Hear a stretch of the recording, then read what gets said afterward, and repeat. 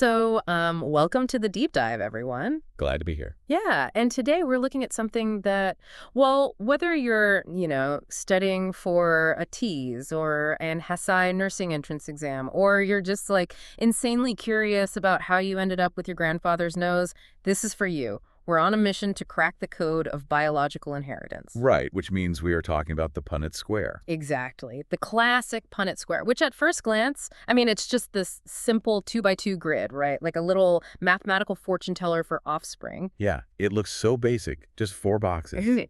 But it completely revolutionized biology. It took these abstract rules of heredity and made them, visible. Well, okay, I got to push back a little right out of the gate here. Sure, go for it. You're telling me that a little box I can draw on a diner napkin in, like, 5 seconds can predict human disease and evolution? Because that feels like a massive oversimplification of, actual complex human biology. Oh, your skepticism is totally justified. Honestly, that's exactly the mindset you want to have for this deep dive. Right. Oh, good. I try. Because, the grid is brilliantly effective, but only for single gene traits. It's perfect when biology follows the rules. But understanding where this model breaks down is just as important as knowing how to fill out the boxes. Right. So we're going to look at how it works, some medical examples, and then what happens when it goes terribly wrong. Exactly. The dark history of oversimplifying genetics. Sounds like a plan. So to understand this grid, we really have to look at why it was invented. And surprisingly, it wasn't invented by someone who, discovered genetics. It was invented to solve a math problem. Yeah, a major mathematical headache in the classroom, actually. But to get there, we have to rewind a bit to the mid-1800s, to Gregor Mendel. Ah, the famous pea plant guy. The very same. He was an Augustinian friar living in a monastery in Brno, which is in the present-day Czech Republic. And between 1856 and 1863, he conducted these massive breeding experiments with pea plants. Pisum sativum, to be specific. Right, and he wasn't just casually gardening, right? Oh, no. He was hand-pollinating and counting tens of thousands of plants, just meticulously logging traits. Which is how he realizes that these traits aren't just random. They're following very strict mathematical ratios. Exactly. He maps out the foundational laws of inheritance. He figures out how traits are passed down. And in 1866, he publishes this groundbreaking, paradigm-shifting math. And the scientific community goes wild, right? Crickets. Absolute silence. I love this story. It's like the ultimate brilliant indie album that completely flops on release. That's a perfect analogy. He drops a masterpiece, and everyone just ignores it. Mostly because they just couldn't understand it, right? Yeah, the math was incredibly dense for a biologist at the time. It took over 3 decades, until around 1900, when 3 botanists— Wait, 3 different people. Yeah, Hugo de Vries, Carl Correns, and Erich von Schermack. They all independently rediscovered Mendel's work. They dug up that indie album, realized the math was flawless, and basically turned it into a global hit 30 years late. Okay, so where does the actual square come in? Because Mendel didn't draw the Punnett square. No, he didn't. That brings us to the University of Cambridge, around 1905. We have this dense math and a geneticist named Reginald Punnett. Ah, the namesake. Right, so Punnett is working with William Bateson. Bateson is actually the guy who coined the term genetics, by the way. Oh, wow. Good trivia for the exams. Definitely. So they were facing all this opposition from older scientists who refused to believe Mendel's math. Punnett needed a way to demonstrate these complex ratios without making his students, and these skeptical scientists do combinatorial math from scratch every single time.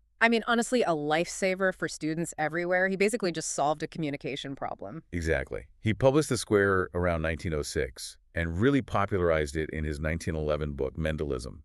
He just put the parent variables on the outside and filled in the combinations on the inside. Which is brilliant. It makes something super controversial embarrassingly simple to verify. Yeah, it perfectly illustrated the cellular mechanics, so it just stuck forever.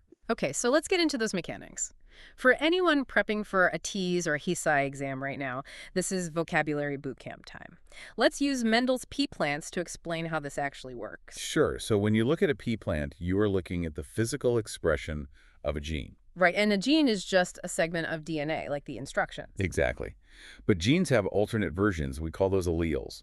So if the gene is for flower color, the alleles are the specific options, like the allele for purple flowers versus the allele for white flowers. Got it. And an organism always carries 2 alleles for every gene, which leads us to genotype versus phenotype. Right. So genotype is the hidden allele pair. the actual letters inside the cells. The phenotype is the physical, visible trait. I always think of it like a blueprint versus a house. The genotype is the blueprint rolled up on the desk. The phenotype is the physical house that gets built from it. That's a great way to look at it. And to build on that, if an organism has two identical blueprints, like two matching alleles, we call that homozygous. And if they have two different alleles, it's heterozygous. Precisely. Now, here is where the mechanics of the Punnett square really matter. Dominant versus recessive alleles. Right, usually represented by a capital letter for dominant and lowercase for recessive. But let's clarify why one masks the other, because a dominant allele isn't like physically beating up the recessive one, right? No, it's not a fight. It's usually about making a protein. A dominant allele has the working instructions to build something like purple pigment. The recessive allele might just be broken code that doesn't produce any pigment at all. Oh, okay. So if a plant is heterozygous, it has one purple allele and one white allele, it still makes enough purple pigment from that one working copy to look totally purple. Exactly. The working allele masks the broken one. The only way you get a white flower is if the plant is homozygous recessive, meaning it inherited two broken copies and can't make any purple pigment whatsoever. Okay, that makes so much sense. So how do we actually fill in the grid? Like, why are we putting the parents' letters on the outside? That represents a cellular process called meiosis. That's cell division, right? Right. It creates sperm and egg cells by having the total number of chromosomes. So a parent doesn't give their offspring both of their alleles. They give exactly one. So the outside of the grid represents that split. Let's map Mendel's classic monohybrid cross. Okay, so a single gene with two alleles. Right. He starts with a true breeding purple plant. So it's homozygous dominant, capital P, and he crosses it with a true breeding white plant. Homozygous recessive, lowercase p. So if you draw that, one parent's letters go across the top columns, the other goes down the side rows. And when you drop them into the four interior boxes, every single box gets a capital P from one parent and a lowercase p from the other. Which means the first generation is 100% heterozygous, capital P, lowercase p. And since they all have that dominant capital P, they were all physically purple, which, by the way, completely blew everyone's minds back then, right? Oh, absolutely. Before Mendel, everyone believed in blending inheritance. They thought traits mixed like wet paint. So, purple and white should have made pale, washed-out purple flowers. But they didn't. They were bright purple. The white didn't blend. It just vanished. Which proved that alleles are indestructible particles. The instructions for white weren't ruined. They were just hiding perfectly intact inside the heterozygous blueprint. So Mendel proved this by crossing that first generation together, right? He took two of those capital P, lowercase p plants and crossed them. Okay, so if we put a heterozygous parent on top and one on the side, the four boxes get super interesting. You get one box with two capital P's, you get two boxes with one of each, and one box with two lowercase p's. Right, which gives us our genotypic ratio, 1.2.1. But physically, phenotypically, the first three boxes all have at least one dominant capital P, so they're purple. Only that last box is white. So the phenotypic ratio is 3.1, 3 purple, 1 white. The hidden white trait just magically reappears. And what's crazy is Mendel actually counted this out in the real world. He got 705 purple plants and 224 white plants. Wait, that's a ratio of like 3.15 to 1? Exactly. Doing this in the dirt, dealing with bugs and weather, and he still hits the mathematical prediction almost perfectly. That is wild. But, okay, pea plants are cool and all, but let's shift gears to how this applies to humans, to modern medicine. Let's talk about cystic fibrosis, or CF. It's a severe genetic disease caused by a recessive allele on a gene called CFTR. Okay, so because it's recessive, the dominant allele is the healthy one. So to actually have CF, you need two mutated recessive copies. Let's use capital C for healthy, lowercase c for mutated. Right. Now imagine two healthy people want to have a child. They don't have CF, but they are both carriers. They're heterozygous. Capital C, lowercase c. Yes. They have one working copy, so they are perfectly healthy, but they carry that hidden mutated allele. If we put them on a Punnett square, it's exactly the same as Mendel's second-generation Ps. It gives you that 1.2.1 ratio. So one box is capital C. That's a 25% chance of a completely normal genotype. Two boxes are capital C, lowercase c, so a 50% chance the child is a healthy carrier, just like the parents. And that last box, two lowercase c's, a 25% chance the child inherits both mutated alleles and is born with cystic fibrosis. This exact math is what genetic counselors use every day. In people of Northern European descent, the carrier frequency for CF is about 1 in 25. Wow. That's super common. It is, which is why carrier screening and newborn screening are standard practice now. But, and this is a huge exam trap for the nursing students listening, there is a very dangerous misconception about how these probabilities work. Oh, yes. The gambler's fallacy, as All right. People see that 1 in 4 box and think, okay, if I have 4 kids, exactly, 1 will have the disease and the other 3 will be totally fine. which is completely false. Mhm. The Punnett square shows you the probability for one independent pregnancy, not a quota for a family. It's like flipping a coin, right? If Yeah. it lands on heads, the coin doesn't suddenly remember that for the next flip. It's still 50-50. Every time a sperm fertilizes an egg, the square completely resets. Exactly. Every single pregnancy is a brand new, independent 25% risk. You could have 4 healthy kids or 4 kids with CF. Okay, that makes sense. But it brings up a huge evolutionary question. If recessive diseases like CF or sickle cell are so harmful, why hasn't natural selection just, wiped those alleles out over thousands of years? It feels like an evolutionary oversight, right? But it's actually a loophole called heterozygote advantage. Okay, how does that work? Let's look at the gene for hemoglobin in your red blood cells. There's a normal allele, HBA, and a mutated sickle allele, HBS. If you're homozygous recessive, you get 2 sickle alleles, you get severe sickle cell disease, your cells warp into a sickle shape. Right, but what about the heterozygotes, the carriers? They have sickle cell trait. Because they have 1 normal allele, they make enough normal hemoglobin to be mostly fine. But a small fraction of their cells are still a little altered, and that slight alteration gives them a massive superpower. Wait, really? A superpower? They become highly resistant to malaria. Oh, wow. Why? How does that mechanically work? Well, the malaria parasite needs nice, plump, normal red blood cells to reproduce. When it hits those slightly sickled cells in a carrier, it basically gets stuck. It can't reproduce efficiently. That is an insane biological plot twist. Carrying 1/2 of a lethal genetic disease protects you from a completely different infectious disease. It's an evolutionary balancing act. Normal blood succumbs to malaria, sickle blood succumbs to sickle cell disease.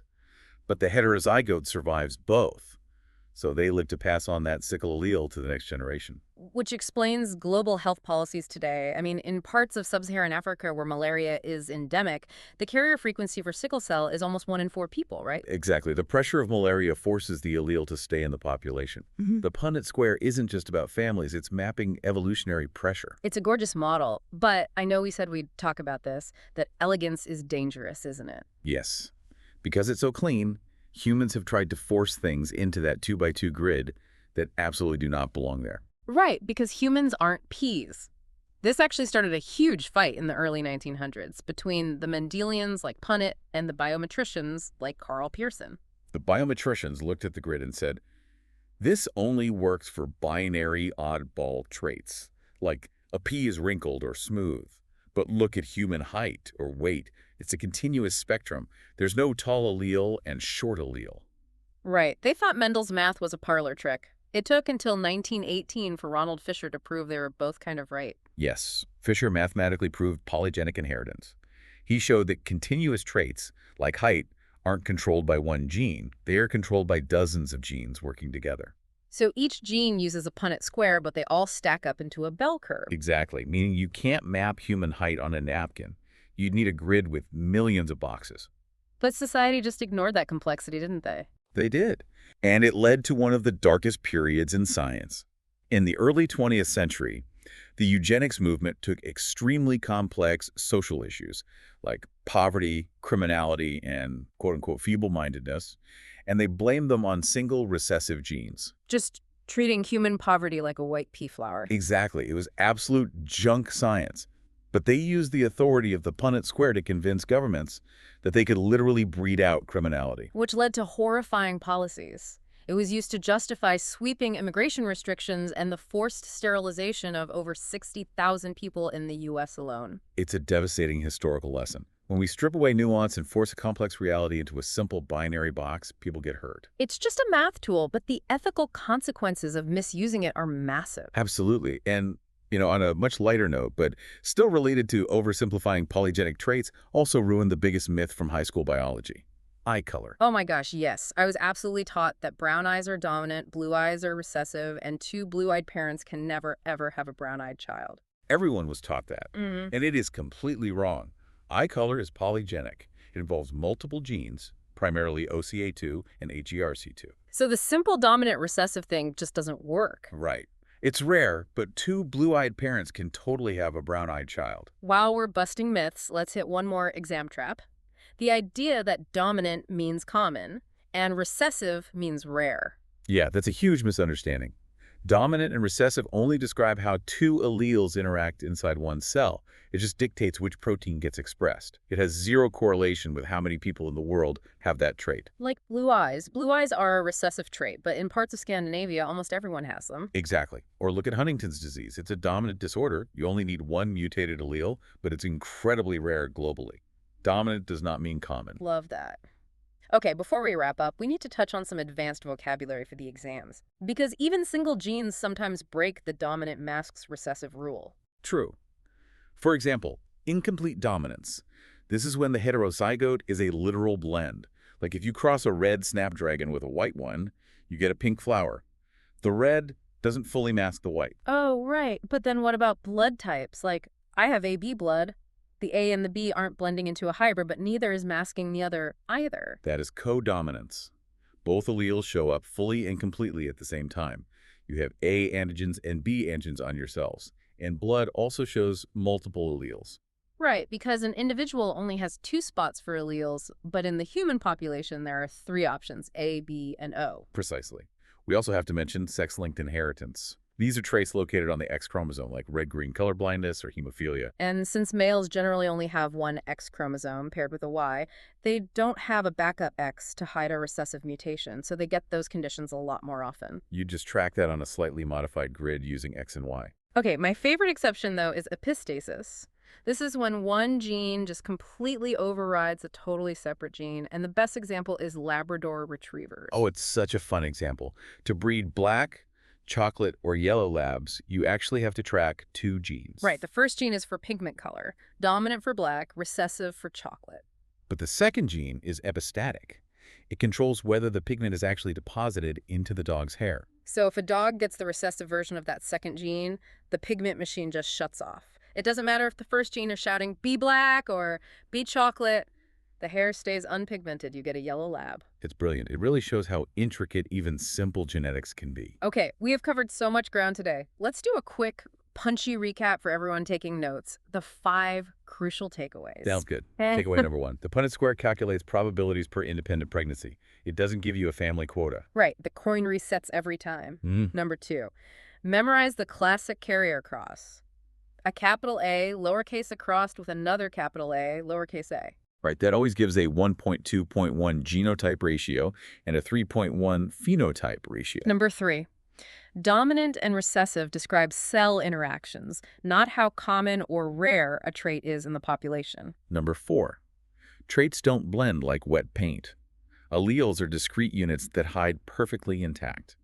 And finally, number 5, the basic 2x2 grid is for single gene traits. As soon as you hit polygenic traits, the whole simple box breaks down. Which actually leads me to a final thought I want to leave you with. Oh, lay it on me. Well, we talked about the eugenics movement, right? We saw how dangerous it was when people forced complex behaviors into a simple 4-box grid 100 years ago. Yeah. But today, with advanced AI and massive genomic sequencing, we're building these incredible digital models. We actually are building a digital Punnett square that can predict thousands of complex polygenic traits at once from a DNA sequence. Wow, okay, that's heavy. It is. The question is, when that technology can perfectly predict human traits, are we socially and ethically prepared to use that immense power responsibly? That is a profound question to chew on. Because, I mean, whether it's a grid on a napkin or an AI supercomputer, the tool is only as good as the wisdom of the humans using it. Exactly. Well, thank you all for joining us on this deep dive. Keep questioning the world around you, and we'll see you next time.